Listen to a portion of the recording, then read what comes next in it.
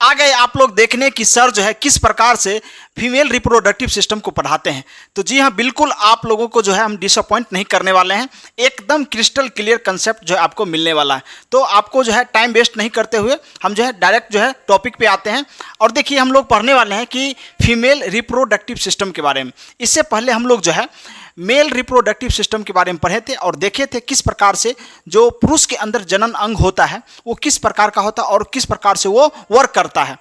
एक चीज़ हम वहाँ नहीं पढ़े थे कि स्पर्म जो होता है उसके बारे में थोड़ा सा हम जान लेते हैं कि स्पर्म को जो है किस प्रकार से जो है रखा जा सकता है और कितने डिग्री टेम्परेचर उसको जो है रखने के लिए चाहिए। तो जो बेसिक जानकारी स्पर्म के बारे में है उसके बारे में थोड़ा सा हम लोग जान लेते हैं, क्योंकि कभी कभी क्वेश्चन जो है आप लोगों से पूछ लिया जाता है। तो आप लोग हेडिंग डाल दीजिए स्पर्म। देखिए राइट साइड में आप लोग देखते होंगे कि ये जो है फीमेल का रिप्रोडक्टिव सिस्टम है। इसके बारे में अभी हम लोग बहुत ही अच्छे से हम लोग पढ़ेंगे। आप लोग जो है थोड़ा सा टाइम दीजिए ताकि जो है ये कंसेप्ट जो है आपको समझ में आ जाए। देखिए स्पर्म के बारे में बात करते हैं तो स्पर्म को जो बात करते हैं कि स्पर्म आखिर होता क्या है, तो इसके बारे में आपको पहले भी हम बता चुके हैं कि स्पर्म जो होता है यही स्पर्म जाकर फेलोपियन ट्यूब में जो है फीमेल के जो है अंडा होता है उससे जब मिलता है तब जाके जो है फर्टिलाइजेशन का प्रोसेस होता है और उसके बाद जो है आपका जो है बच्चे का जो है निर्माण की प्रक्रिया प्रारंभ होती है। तो स्पर्म का जो है निर्माण कहाँ होता है अगर आपको जानना है तो इससे पहले की क्लास आप जो है अटेंड करिए। डिस्क्रिप्शन बॉक्स में जो है आपको वहाँ पर लिंक दे दिया जाएगा पिछले क्लास के, वहाँ से जाकर आप लोग देख सकते हैं। अगर जो लोग आप देखे होंगे कि किस प्रकार से जो है इसका फंक्शन होता है और स्पर्म कैसे बनता है, कहाँ पर इसका स्टोर होता है, ये सभी जानकारी हम लोग जो है आपको हम बता चुके हैं। तो देखिए स्पर्म जो होता है, स्पर्म को स्टोर करने के लिए या कह सकते हैं कि स्पर्म को जो है जीवित रहने के लिए जो है कितने डिग्री टेम्परेचर की आवश्यकता होती है, तो लगभग जो है अगर हम बात करते हैं 30 डिग्री जो है टेम्परेचर इसको चाहिए। 30 डिग्री सेल्सियस जो है इसको टेम्परेचर चाहिए। अब देखिए हमारे शरीर का तापमान जो होता है वो 37 डिग्री सेल्सियस होता है। देखिए भगवान जो है कितना बेहतरीन तरीके से जो है शरीर की संरचना का निर्माण किए हैं। अगर हमारे शरीर के अंदर स्पर्म बनता तो स्पर्म जीवित नहीं रह पाता, वो स्पर्म मर जाता, डेड हो जाता। क्यों? क्योंकि इसको टेम्परेचर चाहिए 30 डिग्री और शरीर कहता है, बॉडी कहता है, ह्यूमन बॉडी नहीं, हमको टेम्परेचर जो है वो 37 डिग्री सेल्सियस चाहिए, ये तो मर जाता। इसलिए स्पर्म को बनाने के लिए जो मनुष्य में सिस्टम है उस सिस्टम को शरीर से बाहर लगा दिया गया। आप लोगों को भली भांति पता होगा शरीर के बाहर जो है इसका निर्माण कर दिया गया है और वहीं पर जो है स्पर्म का निर्माण होता है। देखिए कितना बेहतरीन तरीके से जो है इसको बनाया गया। अब हम बात करते हैं स्पर्म जब बन जाता है, स्पर्म जब रिलीज होता है तो उसका कार्यकाल कितना होता है, यानी आयु, उसका एज जो है वो कब तक जीवित रहता है। तो देखिए इसकी अगर हम एज की हम बात करेंगे, एज या कह सकते हैं कि आयु, तो आयु जो होता है इसका 3 से 5 दिन तक ये जीवित रहता है। यानी स्पर्म बन के जब आप रिलीज करते हैं, रिलीज हो जाता है तो उसका आयु जो होता है वो लगभग 3 से 5 दिनों तक ही जीवित रह पाता है। तो ये हो गया आपको बेसिक चीज़ कि स्पर्म जो है कितने डिग्री सेल्सियस पर जो है उसको हम लोग सुरक्षित रख सकते हैं। और बात आती है ये कितने दिनों तक ये जीवित रह सकता है। तो ये होगी आपको स्पर्म की बात, क्योंकि स्पर्म के बारे में जो है ये बार बार पूछा जाता है। अगर आप बात करते हैं कि स्पर्म जो है एक बार में कितना ml जो है स्पर्म का निर्माण होता है, तो ये अगर आपसे पूछा जाता है तो याद रखिएगा 7 ml, एवं इसको जो है मिलीलीटर बोलते हैं। 7 ml जो है एक बार में जो है स्पर्म का जो है ये निर्माण होता है। ये भी आपको जो है याद रखना है। ये 3 इन्फॉर्मेशन जो है स्पर्म से रिलेटेड है जिसको आपको याद रखना है। अब हम बात करते हैं कि फीमेल का जो रिप्रोडक्टिव सिस्टम है वो किस प्रकार से फंक्शन है, उसका कार्य क्या है, कैसे वो वर्क करता है। तो देखिए अब हम बात करते हैं कि फीमेल रिप्रोडक्टिव सिस्टम, जिसको हम लोग जो है FRS फीमेल रिप्रोडक्टिव सिस्टम कहते हैं। अब देखिए ये जो संरचना आपको दिख रहा है, ये संरचना जो है पूरी संरचना जो है ये फीमेल रिप्रोडक्टिव सिस्टम का है। तो इसमें क्या होता है, जो नीचे का जो भाग आप देख रहे हैं इसको हम लोग जो है हाइमेन कहते हैं, हाइमेन, या इसी को हम लोग वजाइना भी कहते हैं, हाइमेन। अब हाइमेन जो होता है इसी के रास्ते जो है स्पर्म जो है अंदर प्रवेश करता है। यानी महिलाओं के शरीर के अंदर जो है स्पर्म किस रास्ते प्रवेश करता है, तो ये हाइमेन, याद रखिएगा हाइमेन, या इसी को इंग्लिश में हम लोग वजाइना भी कहते हैं। तो वजाइना के रास्ते जो है ये शरीर के अंदर प्रवेश करता है। अगर आप बात करते हैं कि स्पर्म जो है कितना स्पर्म जो है पहुंच पाता है, तो गौर करिएगा स्पर्म जो है बहुत ज़्यादा बनता है, यानी लाखों की संख्या में जो है स्पर्म का निर्माण होता है। लेकिन स्पर्म जो है जब चलता चलता आगे की ओर बढ़ता है, कहाँ पर, तो ये फीमेल के अंदर पहुंचता है तो जो है लाखों की संख्या में स्पर्म रहता है, लेकिन बहुत ज़्यादा जो है ये मर जाता है। बहुत कम मात्रा में 2, 4, 5 स्पर्म ही जो है आपको फैलोपियन ट्यूब में पहुंच पाता है, क्योंकि रास्ते में जो है बहुत ज़्यादा जीवाणु कीटाणुओं से जो है इसको सामना करना पड़ता है, जिसके चलते जो है इसकी मृत्यु हो जाती है। अब स्पर्म जो है वो चलता है, तो जिस स्पर्म में पूंछ होता है वही स्पर्म जो है आगे की ओर बढ़ पाता है, जिस स्पर्म में पूंछ नहीं होता है वो आगे की ओर नहीं बढ़ पाता, वहीं पर मर जाता है। तो देखिए, ये अगर फीमेल की रिप्रोडक्टिव सिस्टम की बात करेंगे तो फीमेल का जो है ये बीच वाला जो भाग होता है इसको हम लोग बोलते हैं गर्भाशय, यानी इसी को बोलते हैं यूट्रस, और गांव देहात में आप लोग सुनते होंगे इसी को जो है बच्चादानी कहा जाता है। बच्चादानी इसी को कहा जाता है क्योंकि बच्चा जो है इसी में जो है पलता बढ़ता है। आगे हम बात करते हैं तो ये जो पूरा आपको पाइप दिख रहा है, इसी पाइप को हम लोग जो है अंडवाहिनी या इसी को जो है फैलोपियन ट्यूब कहा जाता है, और इसी में जो है निषेचन होता है, फर्टिलाइजेशन की क्रिया होती है। क्योंकि इससे पहले आपको हम जो है फर्टिलाइजेशन का प्रोसेस हम बता दिए थे, किस प्रकार से जो है फर्टिलाइजेशन होता है, यानी ये जो फैलोपियन ट्यूब दिख रहा है यहीं पर जो है इसका क्या होगा, फर्टिलाइजेशन होगा। अब हम बात करते हैं ये दोनों साइड जिस प्रकार से पुरुष में यानी जो मेल रिप्रोडक्टिव सिस्टम था उसमें हम लोग जो है 2 विडिशन देखे थे, यानी 2 जो है आपको टेस्टिस हम वहां पर बताए थे, उसी प्रकार से महिलाओं में भी जो है दोनों साइड एक एक जो है अंडाशय आपको देखने को मिलता है, यानी दोनों साइड एक एक जो है ओवरी आपको देखने को मिलता है। इसी ओवरी में अंडाशय में अंडाणु का निर्माण होता है, यानी अंडा जो होता है उसी का जो है निर्माण यहाँ पर देखने को मिलता है। जिस प्रकार से पुरुष में देखे होंगे आप लोग कि विडिशन में जो है स्पर्म का निर्माण होता था, टेस्टिस में जो है स्पर्म का निर्माण होता था, उसी प्रकार से फीमेल में जो है ये अंडाशय में जो है अंडाणु का निर्माण होता है। जो अंडा होता है उसका निर्माण यहीं पे होता है। अब होता क्या है, अंडा का निर्माण तो बहुत संख्या में होता है, लेकिन ऐसा परिपक्व अंडा जो अंडाशय से बाहर निकलकर इंतजार करता है किसका, स्पर्म का, कि आओ सजना मिलन की रात ना। तो सजना को ये जब बुला रहा है कि मिलन की रात कब होगी, तो ये जो है निकलने के पश्चात जो 36 घंटा तक जो है वेट करती है। ये जो अंडा जो दिख रहा है आपको, एक यहाँ और एक यहाँ, ये 36 घंटा ही वेट करता है अपनी साजन को कि आ जाइए। अगर 36 घंटा तक वो नहीं आता है तब जो है ये डेड हो जाता है, ये जो अंडा जो दिख रहा है वो डिस्ट्रॉय हो जाता है। तो ये प्रोसेस आपको पता चल गया कि किस प्रकार से जो है फर्टिलाइजेशन की प्रक्रिया होती है और किस प्रकार से जो अंडाणु और स्पर्म का जो है मिलन होता है। ये दोनों का मिलन कहाँ होगा, फैलोपियन ट्यूब में। याद रखिएगा कि फर्टिलाइजेशन का प्रोसेस कहाँ होता है, फैलोपियन ट्यूब में।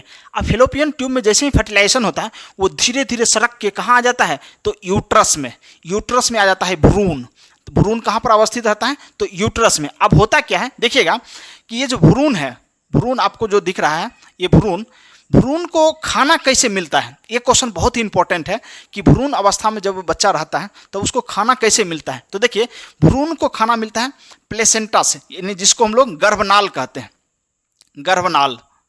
गर्भनाल या इसी को जो है प्लेसेंटा बोलते हैं, प्लेसेंटा, गर्भनाल बोलिए या प्लेसेंटा, यानी प्लेसेंटा के माध्यम से, क्योंकि ये माता के यूट्रस में पाया जाता है प्लेसेंटा यानी गर्भनाल, उसी के माध्यम से जो है भ्रूण को जो है भोजन प्राप्त होता है। तो ये तो आपको समझ में आ गया होगा कि इसका भोजन जो है किस प्रकार से प्राप्त होता है। अब जो है भ्रूण जो है धीरे धीरे विकसित होता है तो होता क्या है कि आपसे क्वेश्चन पूछा जाता है कि भ्रूण जो विकसित हो रहा है यहाँ पर, भ्रूण वहीं से जो है पूरे जो है मनुष्य का निर्माण होगा, वहीं से बच्चा जो है पूरी तरीके से डेवलप होगा। लेकिन क्वेश्चन ये बनता है कि सबसे पहले मनुष्य में किस अंग का निर्माण होता है। बहुत ही इंपॉर्टेंट क्वेश्चन है कि सबसे पहले जो है ये मनुष्य में जो है वो किस अंग का निर्माण होता है। तो आप लोग जो है कमेंट बॉक्स में जरूर लिखिए कि ये जो है क्वेश्चन जो है इसका आंसर क्या होने वाला है, कि जो है मनुष्य का जब निर्माण होता है तो सबसे पहले किस अंग का निर्माण होता है। तो ये क्वेश्चन जो है आप लोग जो है कमेंट बॉक्स में जरूर लिखिए। आगे हम बात करते हैं कि यहाँ तक तो आपको समझ में आ गया होगा। अब जो है कुछ बातें जो है आपको मासिक चक्र के माध्यम से हम समझाने वाले हैं, क्योंकि मासिक चक्र जो है जो फीमेल होती है उसके लिए और जो मेल होता है उसके लिए, क्योंकि मेल को भी ज़रूरत है मासिक चक्र जानना। क्यों? क्योंकि आगे हम बताएंगे किस प्रकार से फीमेल के लिए तो आवश्यक है ही, लेकिन मेल को भी जानना है कि आखिर मासिक चक्र होता क्या है, क्योंकि उसका यूटिलाइज वो अपने लाइफ में कर सकते हैं। तो आप लोग जो है इसका जो स्क्रीनशॉट ले लीजिए, नहीं तो वीडियो को पॉज करके बहुत ही बेहतरीन तरीके से इस फोटो को बनाइए, जब तक ये फोटो नहीं बनाइएगा आपके दिमाग में छपने वाला नहीं है। अब हम बात करते हैं कि किस प्रकार से जो है MC, जिसको हम लोग कहते हैं मासिक चक्र, जिसको हम रजोधर्म भी बोलते हैं, उसकी प्रक्रिया क्या होती है। आप लोग हेडिंग डाल लीजिए MC मासिक चक्र, रजोधर्म, रजोधर्म मासिक चक्र, मासिक चक्र, मासिक चक्र। देखिए ये मासिक चक्र, रजोधर्म या MC मेंस्ट्रुअल साइकिल जिसको बोला जाता है, उसकी हम लोग अब चर्चा करने वाले हैं। उससे पहले हम लोग देख लेते हैं कि जो ये प्रोसेस आपको दिखाए हैं अभी हम फीमेल रिप्रोडक्टिव सिस्टम का, इसमें जो है 3 हार्मोन जो है पूरी तरीके से इन्वॉल्व रहता है ये फीमेल के रिप्रोडक्टिव सिस्टम में। यानी किस प्रकार से बच्चा का जन्म होता है, बच्चा कैसे वृद्धि होता है, उन सभी प्रोसेस में जो है 3 हार्मोन जो है इसमें जिम्मेवार होता है। जैसे हम बताए थे कि पुरुष रिप्रोडक्टिव सिस्टम में एक था ऐसा हार्मोन जो पुरुष को जो है चबर चबर यानी लाल पियर हरियर दिखने के लिए जो है मजबूर करता था, जिसका नाम था टेस्टोस्टेरोन। चुट्टा उसी के चलते ही जितना भी लड़का सा बदमाशी करता है, लाल पियर हरियर जो देखते रहता है, उस सब उसी का कारण है। अगर टेस्टोस्टेरोन बनना बंद हो जाए तो सब बैल हो जाएगा, ऐसे ऐसे करेगा। यानी उसके सामने से परी भी चल जाए, अप्सरा चल जाए, कोई भी परी चल जाए तो उसको जो कुछ भी प्रभाव नहीं होगा। यही चट्टा टेस्टोस्टेरोन है जिसके चलते ये इतना नालायकपंथी करते रहता है। चलिए आगे हम बात करते हैं कि ये 3 जो हार्मोन है, ये 3 हार्मोन के चलते लड़कियां भी चबर चबर करती हैं। हाँ जी हाँ, क्योंकि इसमें से आगे हम बताएंगे कि जो प्रोजेस्टेरोन हार्मोन है, इसी के चलते जो है लड़कियां भी चबर चबर करती है। अब क्यों करती हैं सो देखिए सबसे पहले हम लोग देखते हैं एस्ट्रोजन हार्मोन। अब ये ही एस्ट्रोजन हार्मोन है जिसके चलते ये जो आपको दिख रहा है अंडाशय में अंडाणु जो बनता है, जो अंडा बनता है, वो उस अंडा को बनने के लिए कौन प्रेरित करता है, कौन सा हार्मोन? तो यही हार्मोन जो है एस्ट्रोजन। एस्ट्रोजन जो हार्मोन है यही जो है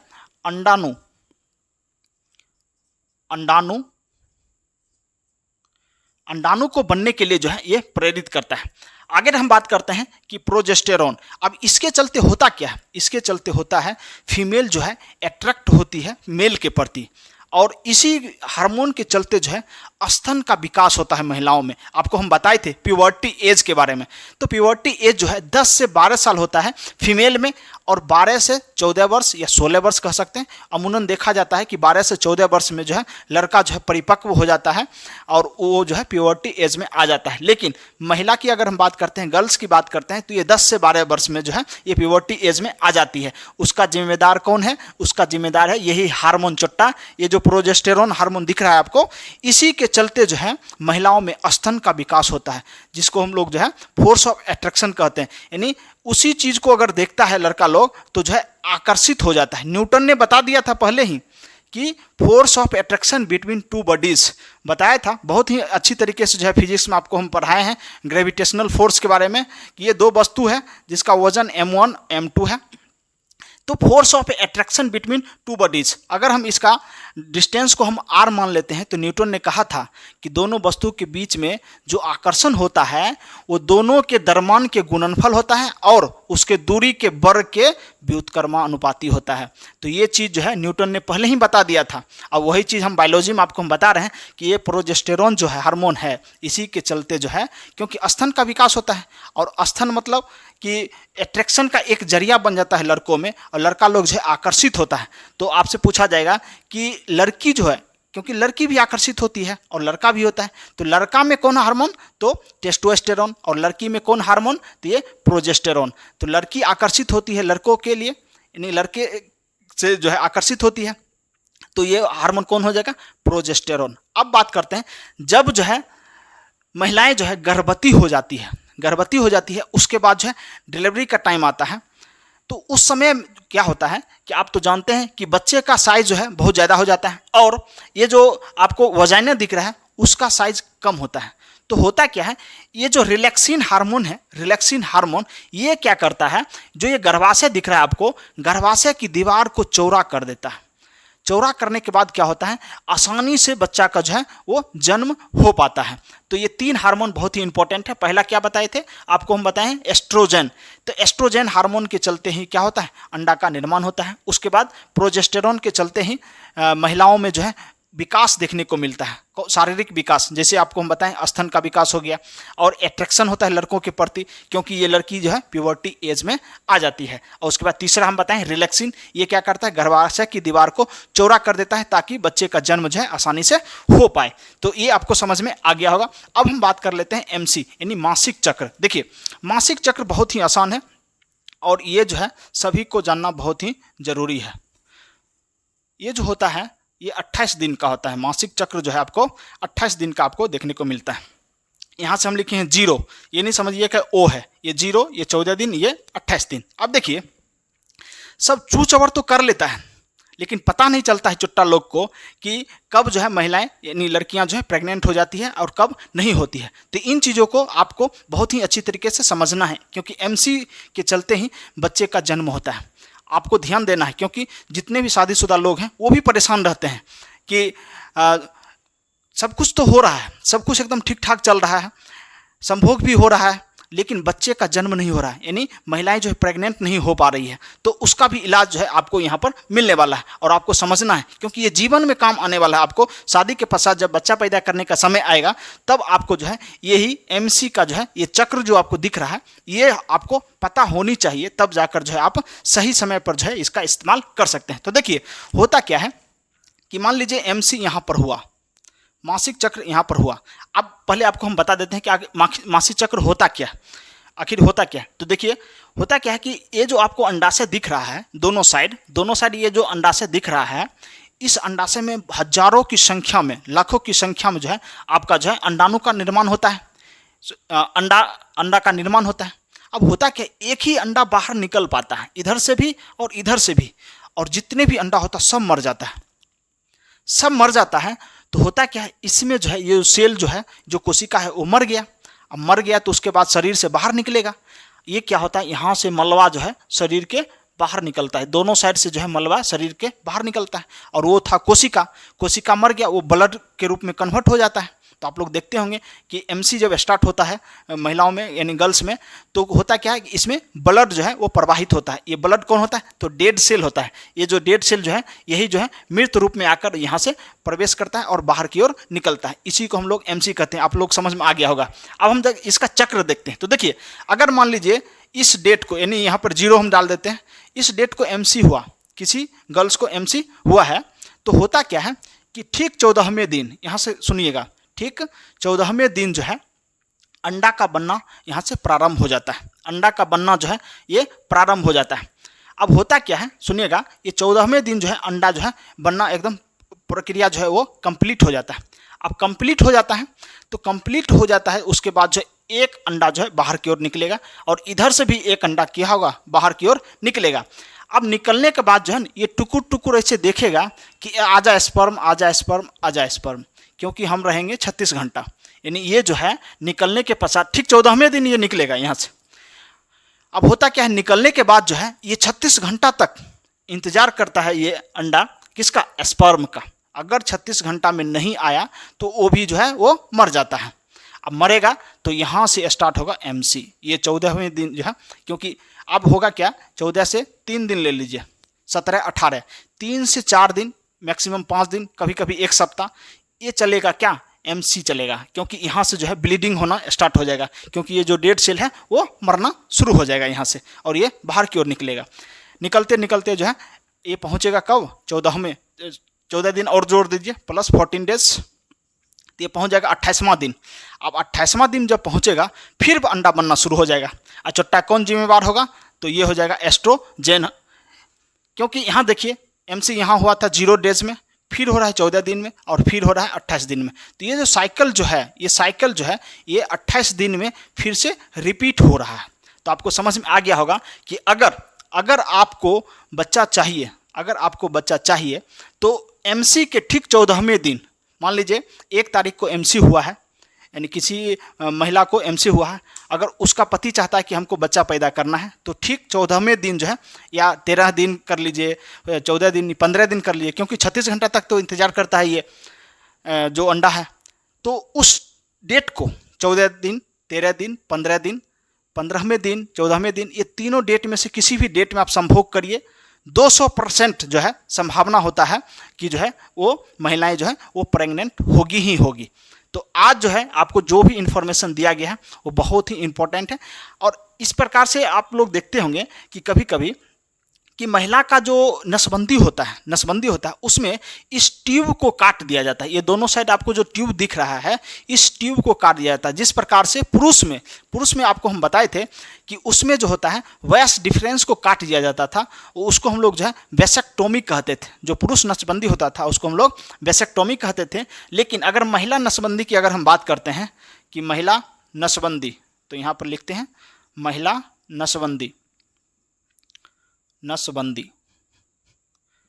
महिला का नसबंदी नहीं होता है, इसका होता है नलबंदी, क्योंकि ये क्या है, ये नल के आकार का है, तो नसबंदी। लेकिन हम लोग नसबंदी ही बोलते हैं। तो इसे नसबंदी को जो है आखिर नसबंदी नहीं बोल के हम लोग नलबंदी भी कह सकते हैं, क्योंकि ये क्या है, एक ट्यूब आकार का है। आपसे पूछेगा कि फेलोपियन ट्यूब, क्योंकि फेलोपियन ट्यूब ही नाम ही है इसका। देखिए अंडवाहिनी, ये ट्यूब के आकार का है। तो इसको अगर हम काटते हैं ये नली के आकार का होता है, तो इसको हम लोग बोलते हैं ट्यूबैक्टोमी।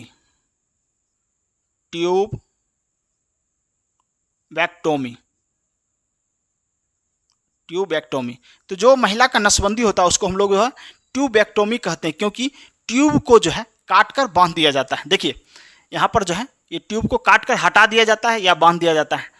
आखिर देखा जाता है कि ये काट कर हटा दिया जाता है, और कुछ में देखा जाता है कि इसको यहाँ से बांध दिया जाता है, यानी काट के वहाँ से बांध दिया जाता है ताकि ये अंडा इधर बाहर की ओर ना आए और ये स्पर्म से मिल ना पाए। क्योंकि मान लीजिए अंडा यहाँ पर निकलेगा और यहाँ पर जो है इसको ऐसे काट करके और बांध देता है, तो अंडा इधर आएगा ही नहीं, स्पर्म से मिलेगा ही नहीं। ये दोनों साइड किया जाता है, सेम सिनेरियो आपको दोनों साइड देखने को मिलेगा। अब कुछ इन्फॉर्मेशन और भी है, जैसे महिलाओं से संबंधित कुछ बीमारी भी होती है गुप्त अंग से, यानी जो आपको जनन अंग हम पढ़ा रहे हैं उस जनन अंग से संबंधित कुछ बीमारियां भी होती है। और कुछ सेफ्टी प्रिकॉशंस भी होता है कि जो महिलाओं को अपनानी चाहिए। अगर कोई गर्भ धारण नहीं करना चाहती है या कोई नहीं चाहता है तो उसके लिए भी जो है कुछ प्रिकॉशंस भी है, उसके बारे में हम लोग जिक्र करेंगे, क्योंकि वीडियो थोड़ा सा लंबा हो जाता है। और आप लोग जो है जो देख के आए थे कि सर कैसे पढ़ाते हैं, तो आज बहुत ही अच्छी तरीके से उनको समझ में आया होगा कि एकदम बेहतरीन कंसेप्ट, आपको एकदम क्रिस्टल क्लियर कंसेप्ट आपको देखने को मिला है। आज हमारा वीडियो आपको पसंद आया तो इस वीडियो को आप लाइक करिए और अपने दोस्तों में भी शेयर करिए, ताकि उन लोगों को भी पता चले कि आखिर पढ़ा जो है इस प्रकार से जाता है। तो अपने आप को एक ऐसा बेहतर इंसान बनाइए ताकि महिलाएं आपके साथ सजग, सुरक्षित और सम्मानित महसूस कर सके। मिलते हैं नेक्स्ट क्लास में।